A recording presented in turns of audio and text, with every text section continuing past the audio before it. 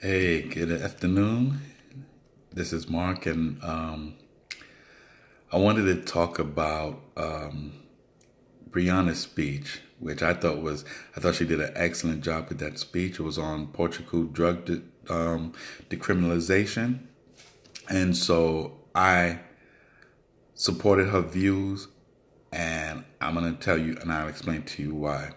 Uh, uh, Quickly, I noticed that the prison population, especially for African American men, are going up drastically. So even though I guess overall crime is going down percentage wise, but incarceration is increasing, and I blame that on the war on drugs. And so I noticed, like I said, that especially within black communities, because a lot of drugs are being sold within black communities, and we're not focusing on that, which I really talk about. Education is the most important thing to free us from what I call this bondage. And since Nixon started the war on drugs, and then Ronald Reagan, which that's a long story, I could go into details with Ronald Reagan, and the say no, which I don't know what he was talking about say no for. I've seen, I'm noticing a huge increase in incarceration due to the war on drugs. So on Brianna's speech, the Portugal drug decriminalization, I was fascinated with the story, and there's two things that I threw in for support for Brianna. One was a book written by Michelle Alexander, and it's called The New Jim Crow. And in it, she talks about the crime rate that has fluctuated over the past few decades, and it's at a historical low. The crime rate it is at a historical low. However, imprisonment rates have soared, and that's increased because of the war on drugs. And so that is something, like I stated earlier, which is one reason why I support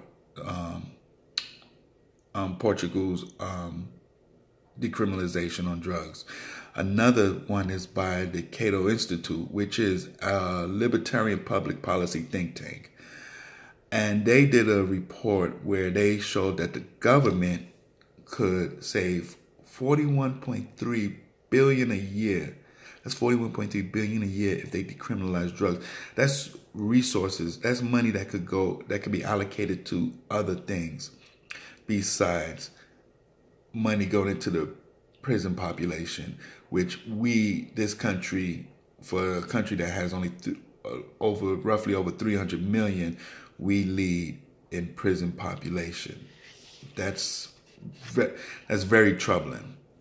To learn about Portugal's drug decriminalization, I'd recommend that you go to drugwarfacts.org.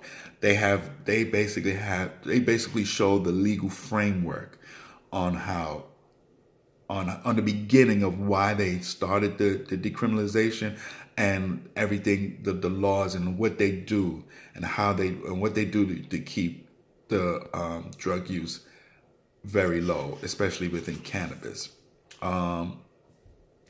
Now, there are a couple of things that you can be concerned about. For instance, there's an Alan Travis, who writes for The Guardian. He wrote an article on UK study of 11 countries. And they went from Japan, which has a no tolerance, to Uruguay, who's basically, So they found that there was no difference between these two particular countries, Portugal and Czech Republic, as far as the laws. There's no big difference. However, within these two countries, Portugal, cannabis use is at an all-time low, while Czech Republic is at an all-time high. And so you have to wonder, these two countries that's in Europe, how come Portugal has a low rate compared to Czech Republic? And I think the answer came from a guy named Christopher Schurman, who writes for the Spiegel, which I believe is a news outlet out in Deutschland, Germany. And he wrote an article called "The Losers of Prague Drug Liberalization." And he was interviewing somebody, he was actually a drug dealer, who talked about the flow of drugs coming from other countries. And what happens, like, for instance, Vietnam. He claims that he sells good drugs. I don't know what good drugs are, but he talks about he sells good drugs, which is cannabis. And other countries like Vietnam, they sell not so good cannabis because there's a made in factory, while he made his with love. I don't get it, but you know. However, what I realized in this article was that Czech Republic has a problem with drugs flowing in. So other countries, so drug dealers from other countries are coming into Czech Republic, and so the cannabis use is high, practically higher than any other European countries, or they're one of the highest.